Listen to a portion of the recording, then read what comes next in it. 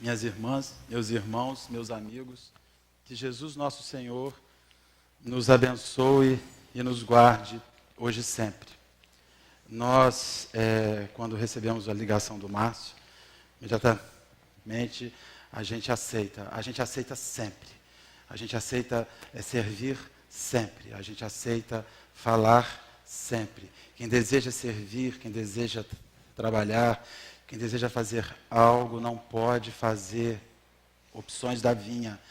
A vinha é aquela que se nos apresenta, o campo é aquele que se nos apresenta, o local é aquele que se nos apresenta. Esse é o grande exemplo de Jesus.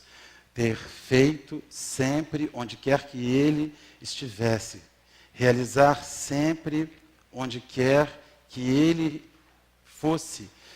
O servidor, o espírita, aquela pessoa que almeja realizar algo, há que se estar disponível sempre para o momento em que for chamado, para o momento em que for realizar.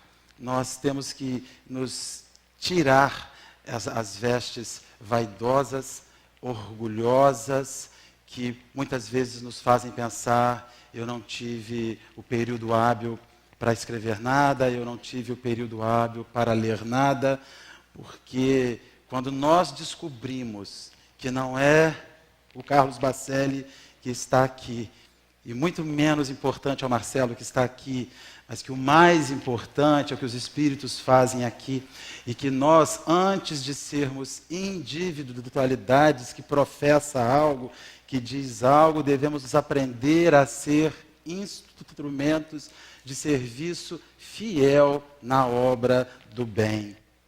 É nessa hora que a gente se diminui para permitir que o Senhor se torne maior em nós.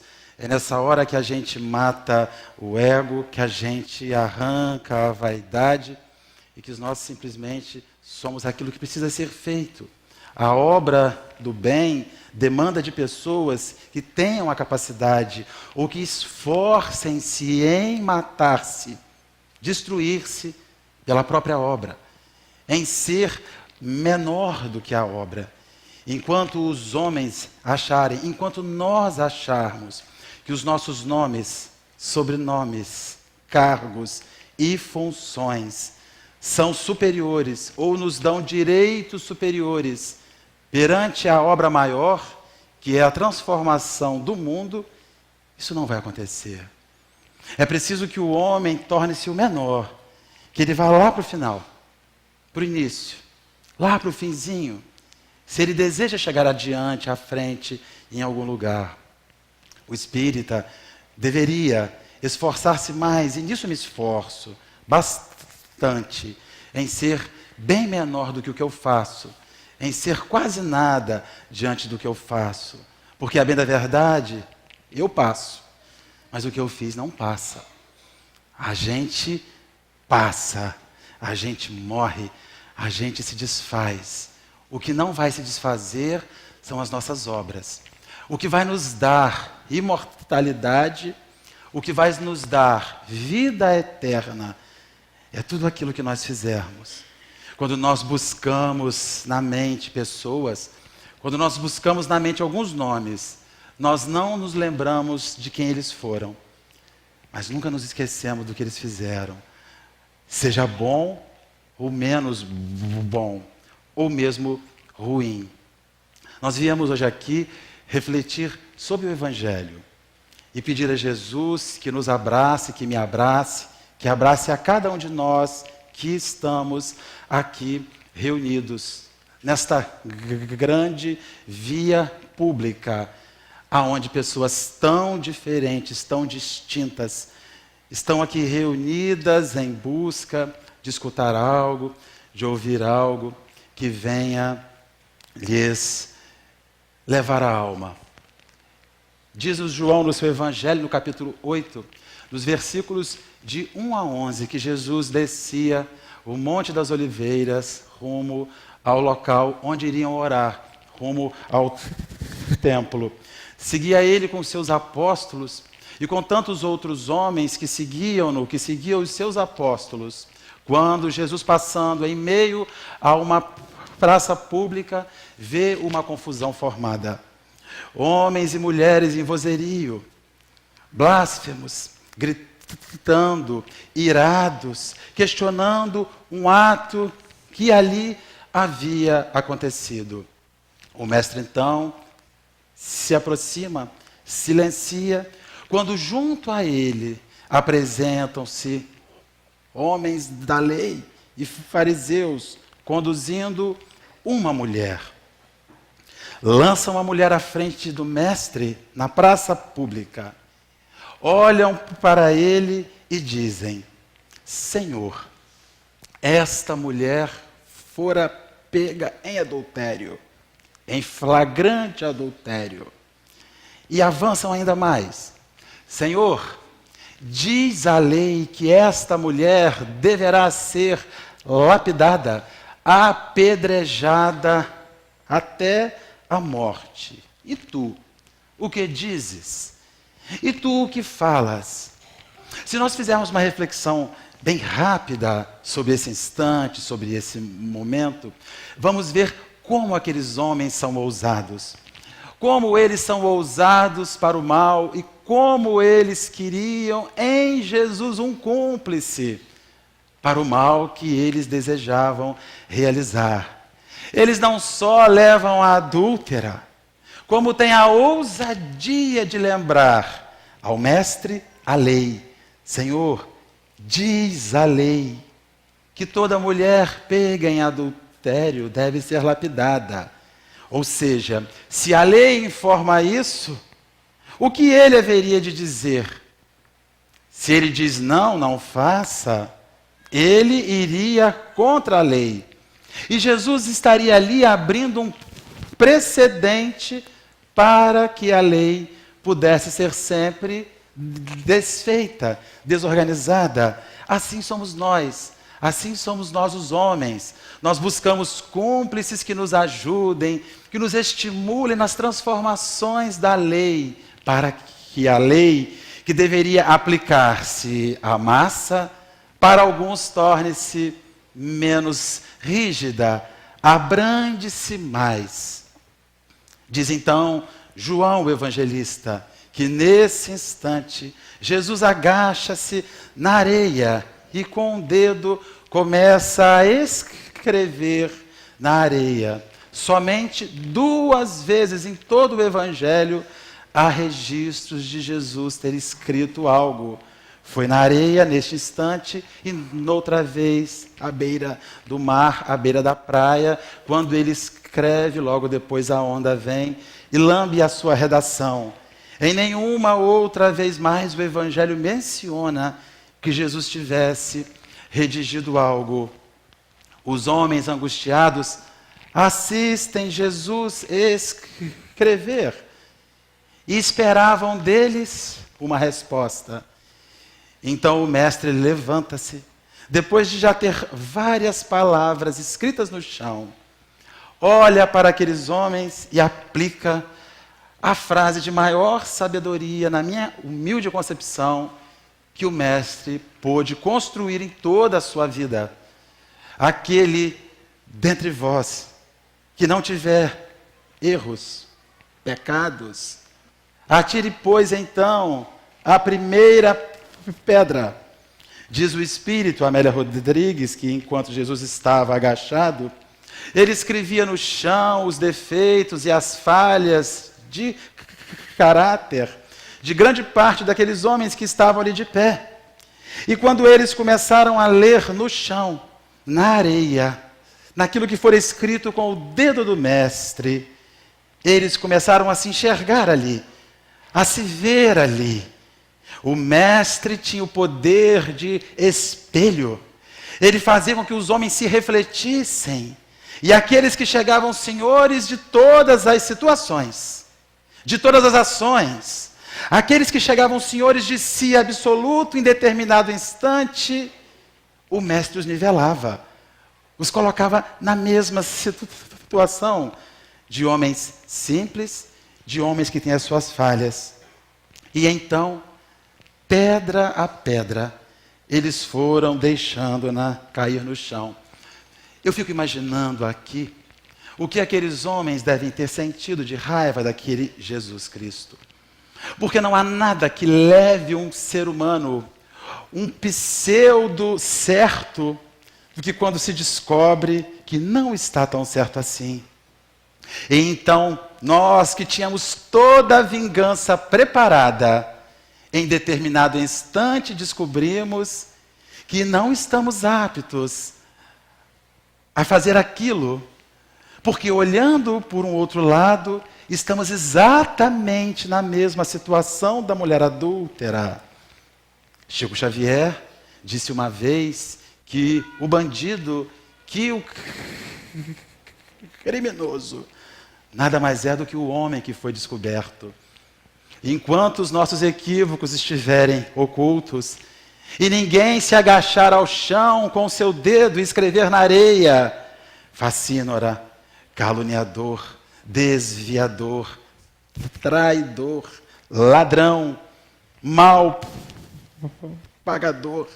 Enquanto nada nosso vier, enquanto ninguém souber nada nosso, somos homens de bem. Somos homens bons, maquiados pela ignorância dos males que nós sabemos tão bem ocultar. Naquele instante, em praça pública, Jesus revela que todos aqueles que estavam ali carregavam mazelas suscetíveis de sofrer repreendas, como a daquela mulher. Então, se alguém se achasse efetivamente livre de todas essas mazelas, que começasse então o apedrejamento. Mas é fato que se houvesse sequer um homem ali, sem qualquer mazela na alma, esse ainda assim não o faria. Porque quem não tem males na alma tem amor em si. E quem guarda o amor em si jamais levaria sofrimento a alguém que está desvirtuado no seu percurso. Os homens que querem o mal são os homens que guardam o mal em si. Os homens que pedem vingança, que pedem sangue, que pedem olho por olho, que pedem dente por dente, são homens que têm o mal em si. O homem que diz perante aquele que lhe infringe algo de ruim, Deus está vendo, e eu não preciso fazer nada, que ele fará, tem o mal em si. Tem o mal em si porque tem o gosto de sangue na boca, que espera um instante de ver-se vingado, mas vingado de um mal semelhante ao seu próprio mal. Até porque nós só reconhecemos as situações ruins à medida que as situações ruins existem em nós. Eu preciso ter em mim algo mal para entender o mal que há fora de mim. Eu preciso ter em mim o medo para entender o medo que há no outro. Quem cultiva em si virtudes, valores, obras boas, não tem tempo para querer mal. Quer sempre o bem. Espera sempre o bem. Eles esperavam naquele instante que Jesus tornasse cúmplice deles. Veja, nós podemos matar, nós podemos tirar a vida, porque ele, o mestre, o supremo rabi que está conosco, disse: mate, cumpra-se a lei. Porém, se Jesus diz cumpra-se a lei, ele faria ruir toda a sua obra missionária que se fundamenta no amor. E o amor não comporta em si sangue, dor, violência e morte. O amor não sujeita-se a sentimentos ruins. O amor não comporta coisas ruins. Em nome de um sentimento tão nobre quanto o amor, jamais se poderá derramar sangue. Jamais se poderá ceifar vidas. Não há nada que justifique qualquer dos atos a ausência desse sentimento mais nobre. Agora levamos, recentemente, os rapazes americanos lá, os europeus, que explodiram a bomba. Eles estão na praça pública. E todos querem que eles sejam julgados e conduzidos à morte. Porque o que eles fizeram foi um ato bárbaro. Todos os dias faz-se atos bárbaros. Temos que ter práticas que olhem e enxerguem melhor os nossos meninos, os nossos jovens, educar melhor as famílias para descobrir o que tem dentro do seu lar. Se você tem um filho esquisito, um filho de manifestação estranha, de hábitos estranhos, e você silencia-se perante ele e deixa ele tornar-se um adulto estranho, você o insufla para que ele venha, em outra época, poder realizar atos ruins. Todo dia nós colocamos alguém na praça pública. E todo dia nós perguntamos, ou nós queremos que Jesus afiance o nosso ato insano e em desequilíbrio. Porque, em verdade, é muito mais fácil retirar aquilo que a gente não gosta do que educar e reformar aquilo que a gente não gosta. Se nós pudéssemos, nunca reformaríamos o nosso lar. Compraríamos sempre uma nova. Porque nós já chegaríamos lá sem precisar derrubar paredes, sem precisar de arrancar parede, descascar cimento e pintar. Compraríamos sempre uma nova, mas estaríamos deixando sempre ruínas. Se nós formos nos livrando de pessoas, se nós formos tirando, alijando da nossa relação as pessoas com quem nós temos dificuldade em conviver, em que nos invocam sentimentos ruins e que nos fazem pensar sobre coisas ruins, nós não estaremos auxiliando essas pessoas, nós não estaremos restaurando essas pessoas, porque é preciso recordar-se daquilo que o Mestre já nos dissera no seu Evangelho, que no futuro haveria um só rebanho, porque haveria somente um a pastorear esse rebanho. Ele iria pastorear esse rebanho e todas as ovelhas formariam um único rebanho. Entre este rebanho, a mulher adúltera, os meninos que explodiram a bomba em Boston, Adolf Hitler, Benito Mussolini e tantos outros que a gente, Judas Iscariotes e tantos outros que a gente historicamente foi acostumado a rechaçar e a retirar do nosso convívio.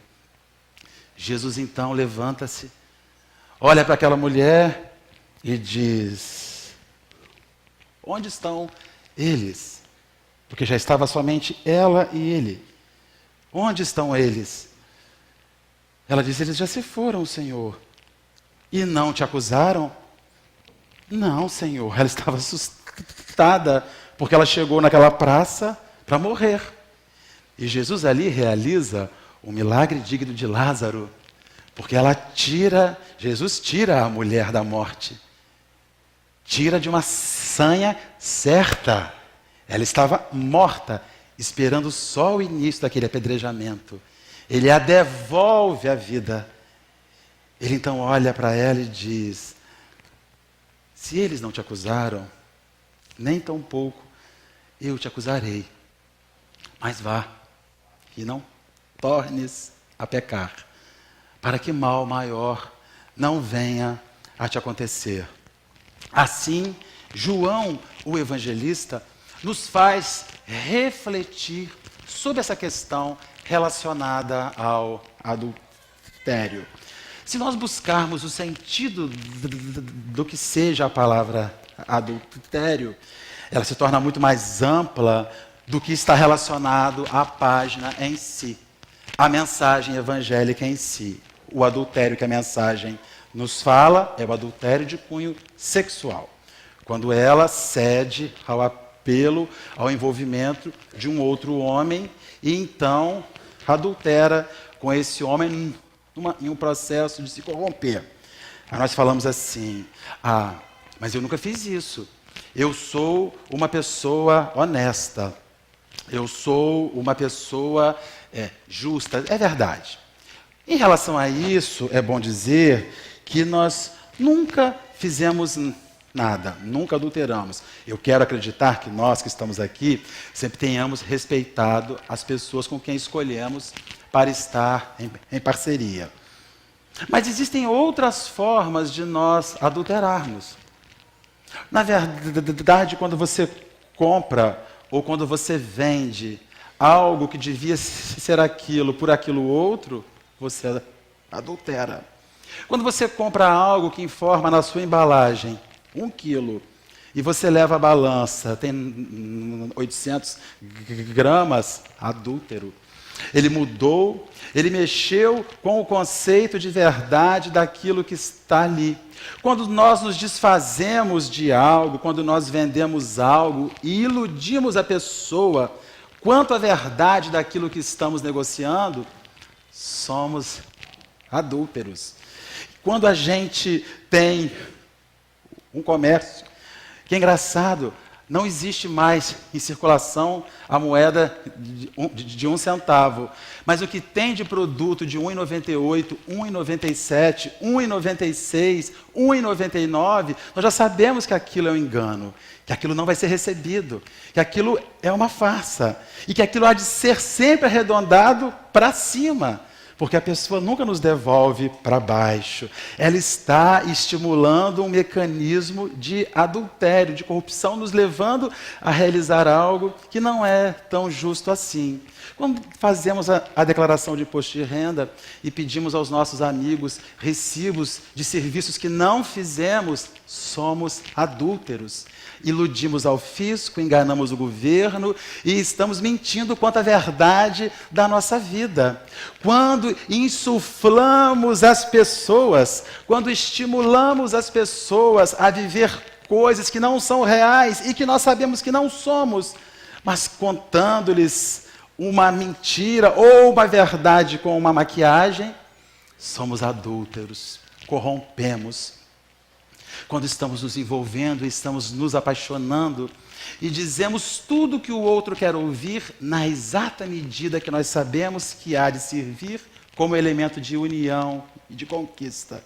E aquilo não é verdade, somos adúlteros, corrompemos a verdade, mudamos a verdade, mudamos o que é real, cedemos à corrupção com o objetivo de chegarmos a algum lugar. A sociedade é adúltera, porque a sociedade quase nunca fala toda a verdade, quase nunca desmonta a mentira e faz com que o que é autêntico e verdadeiro chegue aos nossos olhos. Todo ser humano tem uma natureza adúltera, de corrupção, de transformação, de subversão, principalmente se isso em algum instante lhe beneficiar. E então, naquele instante em que nós enxergamos alguém que faz algo que a gente acha ruim, quase nunca nós podemos ir lá pessoalmente e dizer da nossa insatisfação, porque estamos em situação igual ao outro. Como?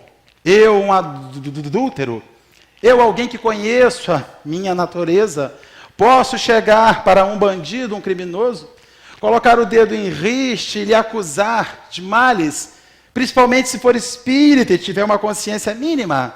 Então o que nós fazemos? Nós nos agrupamos. O marido podia ter levado a mulher sozinho à praça pública e não o fez. Ele buscou os fariseus e os doutores da lei para levá-lo. Ele não o fez, porque teria que justificar-se, teria que dizer o que levou a mulher a fazer aquilo. Por que o marido não estava lá? Não a levou. Porque não era ele a conduzi-la pela sua própria mão?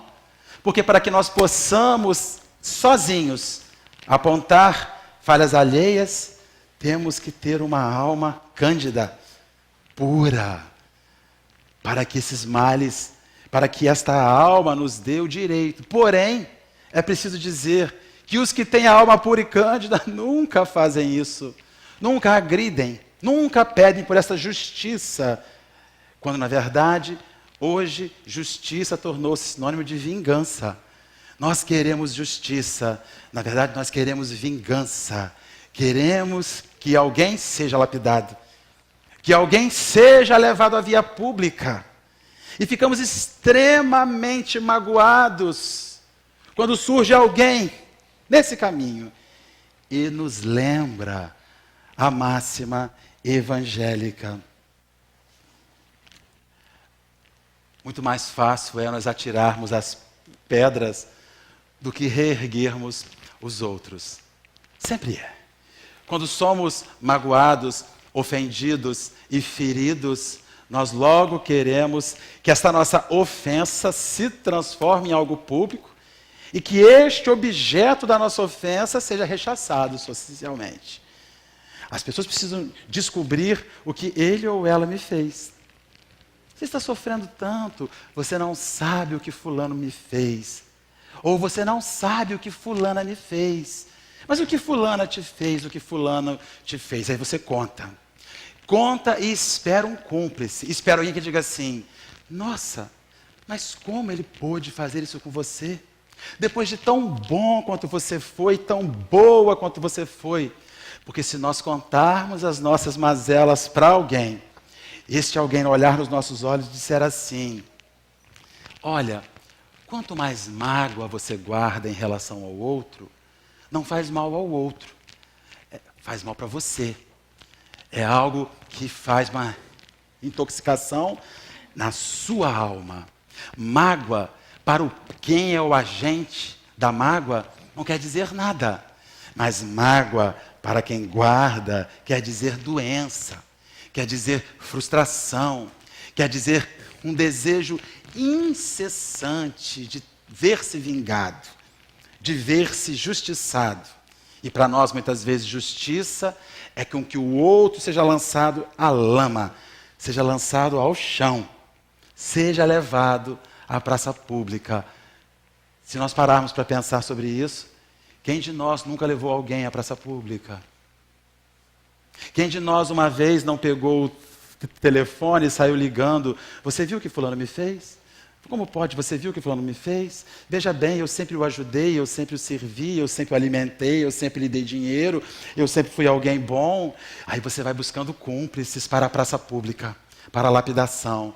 De repente você até consegue juntar alguns cúmplices que viram o rosto para fulano ou fulana. Deixam de olhar-lhe no rosto, deixam de falar-lhe. Aí a lapidação já está acontecendo. E você socialmente está levando a pessoa à morte. Por isso, nós precisamos ter um cuidado enorme quando vamos falar sobre alguém. A princípio, bom seria que não falássemos de ninguém. A princípio, muito ótimo seria que se nós tivéssemos que levar alguém à praça pública, que fôssemos nós próprios, que fosse a nossa própria vida. Que a gente começasse a ter um ato mais honesto, de ao invés de falar sobre o outro, é falar para o outro. Se o marido tivesse ido em busca da companheira no seu lar, logo posterior ao adultério, e tivesse sentado junto a ela e perguntado, o que foi o objeto de estímulo para que você fizesse isso? Para que você realizasse isso? E a conversa tivesse ficado naquele nível, poderia até não ter tido uma resposta, poderia até ter tido um fim daquela relação, mas ficaria ali, entre eles, de forma honesta. Desonesto é conduzir pessoas à via pública e não dar-lhes o direito de defesa.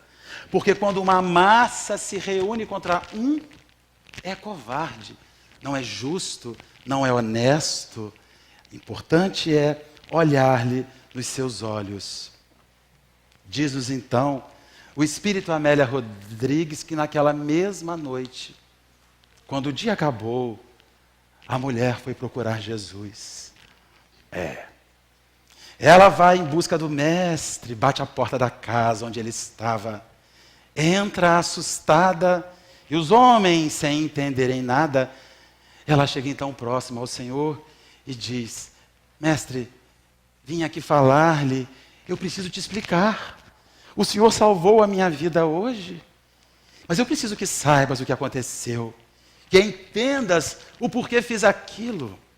Ele, no princípio, quando estávamos nos unindo, quando estávamos na fase de namorados e noivos, era alguém presente em minha vida, era o meu companheiro, aquele que se ensaiava para ser meu companheiro, pai dos meus filhos, da família que iríamos realizar, Senhor. Tão logo nos casamos, Ele retornou à vida de um homem livre, de homem solteiro, deixando-me em casa com os afazeres, quando então um lobo começou a rondar minha casa, e eu, uma ovelha frágil e desavisada, aliada com a fúria que tinha dele, que me deixava em casa, resolvi me vingar, Senhor. E então cedi a ele. Fomos nós lá achados no ato vil. E hoje eu estou aqui, Senhor, sem casa, sem família, na rua, sem saber o que fazer. Jesus então olha para aquela mulher e diz: mulher, os nossos atos de acerto, passados alguns dias, todos são esquecidos. Tudo o que fazes de bom, tudo o que fazes de justo, tudo o que fazes de certo, aqueles que estão ao seu redor esquecem, porém, os nossos atos falhos, os nossos equívocos perduram. Perduram por dias, por anos, por décadas. Não te iluda, eles não vão se esquecer. E tu não podes mais ficar aqui. Ela diz então: o que faço, Senhor? Ele diz: ainda hoje saia da cidade. Ai-te daqui. Eu vou contigo. Leva contigo a minha presença, pois que eu vou contigo. 10 anos depois, em uma cidade distante dali, uma mulher, aquela, havia aberto uma pequenina choupana, onde ela recebia viajantes exaustos, viajantes enfermos, para que estes pudessem ser medicados, ter uma noite de repouso e seguir a sua viagem. Aquela mulher adúltera da praça pública descobriram um sentido para a sua vida, e para todos aqueles que ali se apresentavam, ela contava a sua vida. Ela contava o momento em que Jesus salvou-lhe a vida. Não só salvou-lhe a vida física, mas salvou-lhe também a vida espiritual, a vida da alma. Porque aquela possibilidade de estar viva em corpo rendeu-lhe grandes transformações na sua alma. Ela estava em paz. Quando um dia, um viajante exausto, com o corpo coberto de feridas, bate a choupana daquela senhora. Ela o recebe como recebe a todos. Ele tinha o rosto desfigurado por chagas, por feridas, vagava há dias, faminto, exausto, cansado, doente. Ele então se deita, trêmulo nas febres, quando ela inicia todo o procedimento que fazia com todos aqueles outros que chegavam à sua choupana, à sua casa simples. Deita-lhe as feridas, limpa, acalma-o, e então começa a falar da sua praça pública. Que naquele dia em que a morte chegaria, 2 vezes chegou-lhe a vida física e a vida da alma. Ela então começa a falar para ele de Jesus. Ele a interrompe no meio do discurso e diz: este Jesus que falas é o Galileu que fora levado à crucificação e morto? Sim, este mesmo. Você o conheceu? Sim. Eu o conheci e o odiei. Eu o odiei com todas as minhas forças. Mas por que tanto ódio guarda você no seu coração? No dia em que eu levei a minha mulher adúltera para ser apredejada em praça pública, ele, ao invés de dar-me o direito de vingança, deu-lhe a vida e tirou-me a minha vida. Eu então voltei para o lar e ela sumiu. Guardei a raiva no meu coração por alguns meses. Guardei a fúria no meu coração por alguns anos. Passados meses, passados anos, aquilo foi diminuindo. E eu descobri o quanto a amava. Mas eu não sabia onde ela estava. Desde então, vago de cidade em cidade, em busca do meu verdadeiro amor, daquela com quem constituí minha família. Ela olha o marido, enfim o reconhece. Mas ele estava em situação tão ruim, tão difícil, que ela simplesmente o abraça e diz: acalma-te. Porque em verdade, tanto você quanto eu encontramos ao Cristo. E tanto a mim quanto a você, Ele salvou. E nos seus braços Ele morre. Ali, nos braços daquela a quem um dia Ele odiara profundamente. Isto é a questão mais séria no que tange e se refere ao Evangelho de Jesus. Ninguém é mau para sempre. Um equívoco não pode ser elemento para perpetrar alguém em uma situação difícil.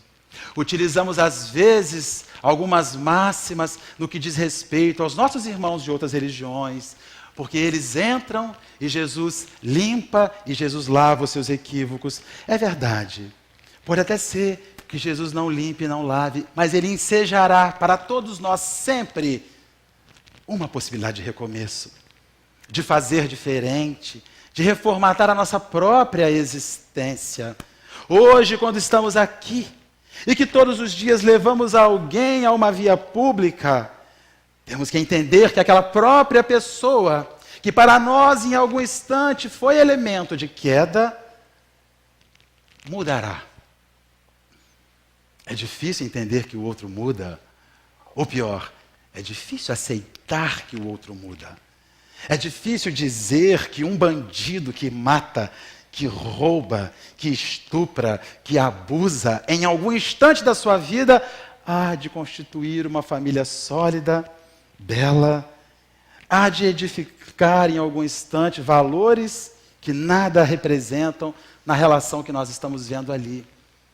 Infelizmente, nós fixamos equívocos de pessoas, como Cristo fala na mensagem via Amélia Rodrigues. A gente esquece rápido os acertos alheios, mas a gente cria elementos de fixação sólidos para equívoco. Isso é tão sério que eu não conheço ninguém chamado Judas. Vocês conhecem? Conhecem algum Judas? Judas da Silva, Judas Barreto, Judas José, José Judas, nem nome composto, Carlos Judas, Antônio Judas, né? Não existe. Por que nós não fazemos isso? Porque Judas para nós guarda uma representação de traidor. E toda menção que nós fazemos com a palavra Judas é negativa. Nós damos à palavra a força que é negativa. É aquilo que é ruim, é aquilo que não representa o bem. Então, a gente acredita que Judas se esfacelou, né? Acredita-se ainda hoje algumas pessoas, onde estará Judas? Judas está carpindo lá pelos quintos dos infernos, por aí afora, mergulhado num mar de dor, mas é ledo engano. Judas reencarnou 1.500 anos depois, 1.400 anos depois, na França, como Joana d'Arc, dá fim à Guerra dos 100 Anos, se redime naquela encarnação, e Joana d'Arc é uma dos santos protetores da França. Então vejam bem que aquele Judas Iscariotes, aquele das moedas, da venda, lá da traição, já se redimiu e já virou guia de um país. Veja como são as coisas. Aquele que nós levamos para a praça pública todos os dias, agora, quem gasta muito tempo levando as pessoas a serem rechaçadas, perde tempo de evoluir a sua própria vida. Perde tempo de cuidar da sua própria vida.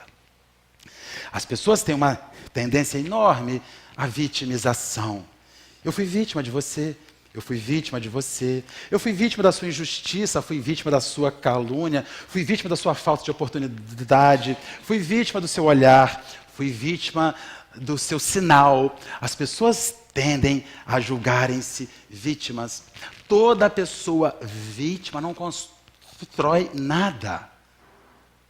Todo mundo que é vítima não tem tempo de fazer nada, porque gasta a sua vida acusando aqueles que o vitimizaram. É engraçado isso. Todo mundo que fica preso naquilo que alguém tem contra ele, não faz nada de bom a favor de si. Não resguarda a si próprio. O dia que nós entendermos que o que você tem contra mim é um problema seu e não meu, porque é você que tem, não eu, a vida se torna mais branda.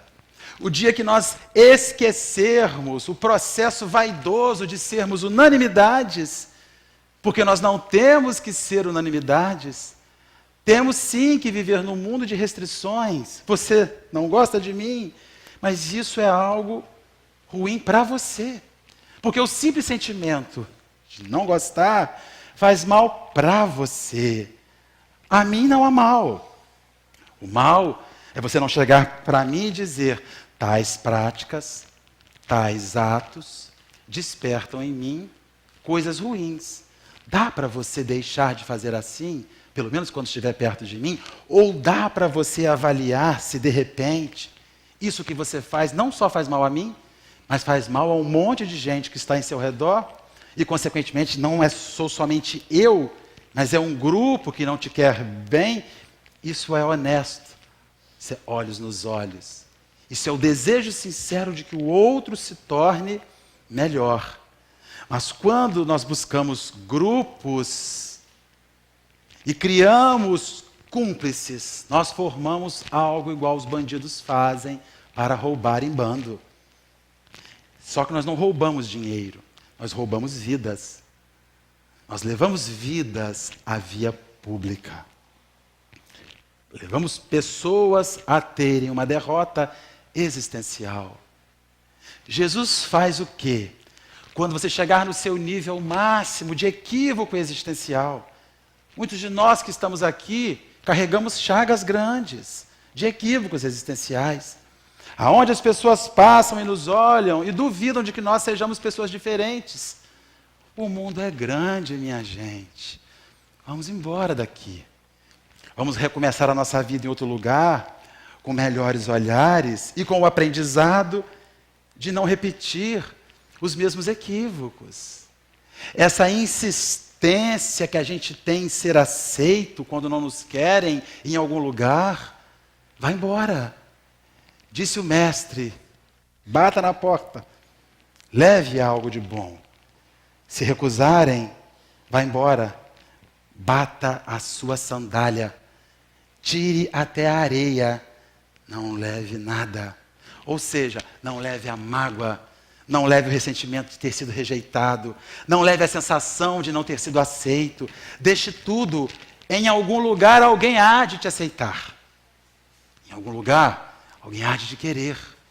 Mas nós insistimos, às vezes, uma vida inteira em sermos aceitos por um, quando o mundo, com 7 bilhões de pessoas encarnadas, querendo aceitar a gente, e a gente perde a vida ali, com mágoa de fulano, com mágoa de Beltrano. Eu guardo uma mágoa de 30 anos com fulano de tal. Eu guardo um ressentimento de 40 anos com fulano de tal. E nós não construímos nada, e nós não fazemos nada. E a nossa vida vai num processo de queda e decadência, tornando-se cada vez pior. Perde-se a vida quando prende-se a vida ao outro. Quando atrela-se a vida ao outro. Jesus seguia com os discípulos, mas não vivia preso a eles. Se eles quisessem ir embora, que fossem. Outros chegariam. O que nós não podemos viver é sem gente. Nós não precisamos viver com aquela gente. Eu não sei viver sem você, isso é uma grande burrice. Eu não sei viver sem gente. Sem gente que queira viver comigo. Eu gostaria muito de viver com algumas pessoas por quem nutro um sentimento especial, mas que se elas não quiserem, que cheguem os outros. Ama teu próximo como a ti mesmo. Quem é o próximo? O próximo é aquele de situação imediata, mais perto de você. Eu sou tão infeliz naquela relação, então saia dela e saia sem reclamar. Porque, a bem da verdade, tudo que fracassa, nunca fracassa por culpa de um só. Como nos diz a mensagem, a mulher adúltera cedeu equivocadamente, porque o marido sucedeu possibilidades para que aquilo acontecesse. Deu oportunidade para que aquilo acontecesse. Isso não tira a ausência de equívoco dela. Obviamente, não é o fato de termos oportunidades que vamos reportar ao mal. Mas sempre que somos deixados de lado, que somos abandonados, sentimos vontade de justiça, de vingança. Certamente ela quis se vingar do companheiro. Já que você me deixa, se deu mal porque ele a viu no ato e houve toda a situação então desenhada. Todos os dias nós estamos numa via pública. Nos dias carregamos pedras, noutros dias estamos ali, deitados, esperando a hora do apedrejamento iniciar. Mas já está no instante do Espírito a iniciar o exercício de ser o Cristo naquele lugar. De entrar no deixa disso. Em meio a tantas guerras familiares, discussões domésticas, nós que temos enquanto espíritas o poder de acalmar, partidarizamos. Tomamos um lado. Dizemos que não concordamos com um, nem concordamos com o outro. E naquele instante, todo o nosso espiritismo desce por água abaixo. Todo o nosso evangelho que buscava amar ao próximo como a si mesmo, desce por água abaixo. Mas, Marcelo, não é fácil. Mas aonde está escrito que seria fácil? De que lugar vem a possibilidade de nós entendermos que seria fácil? A justiça não é fácil. O amor não é fácil. Fazer certo não é fácil, porque fazer certo esbarra nos nossos interesses pessoais. Toda vez que nós fazemos o certo, nós fazemos algo que nos prejudica. Toda vez. O pessoal. Toda vez que você cumpre o certo, que você faz o correto, você confronta com o seu bem-estar. Você confronta com o seu lucro. Você entrechoca com o seu resultado pessoal. Fazer certo para as visões humanas implicará quase sempre em perda. Quem faz certo perde. Perde muitas vezes. Mas vai dormir tranquilo. E ganha valores que o irão projetar num plano muito maior. Num plano muito mais divino. Hoje nós estamos aqui para falar de praça pública, para falar de equívocos, de adultérios, de misericórdia, de nós resguardarmos o sentimento de misericórdia uns para com os outros, a fim de que os homens descubram que a presença de Jesus é algo muito mais sólido, é algo muito mais amoroso. É algo que nos faz o sentimento caminhar por campos melhores, por caminhos melhores. Nessa noite em que nós estamos aqui, em nossa instituição, os trabalhadores de Jesus, nós queremos dizer para Jesus do nosso amor, do nosso sentimento maior. Por isso que o Mestre nos deu, nos ofereceu, nos legou, por essa oportunidade de estarmos aqui reunidos. Eu me lembro de um verso, de uma poesia, que uma vez eu li, e que eu acredito que diga bem próximo do aquilo que nós sentimos com relação ao Mestre. Ela é mais ou menos assim, se eu não me esquecer. Eu te amo, quanto em largo, alto e profundo minha alma alcança quando é levada. Sente, alongando os olhos deste mundo, o fim do ser, a graça entresonhada. Eu te amo, Senhor, a cada dia, hora e segundo. À luz do sol e na noite sossegada.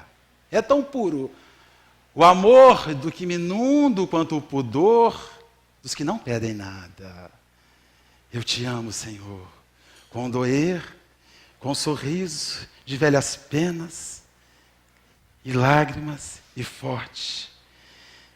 Eu te amo, Senhor, nas coisas mais pequenas.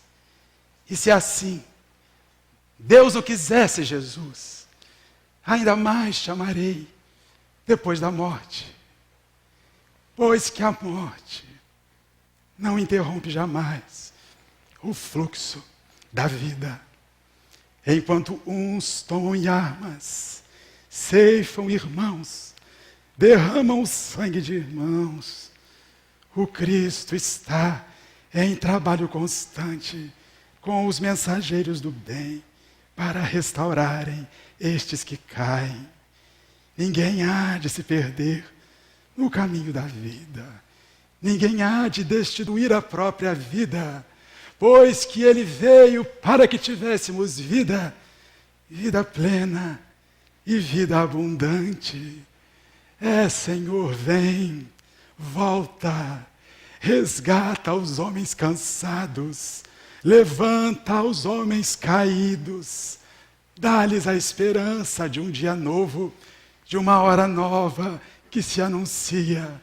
Mostra-nos, Senhor, que a morte é um ledo engano, uma queda, uma falha, uma ilusão tacanha das almas brutas que querem arrancar o mal de fora, esquecendo-se, Senhor, das ervas daninhas plantadas no seu sentimento próprio.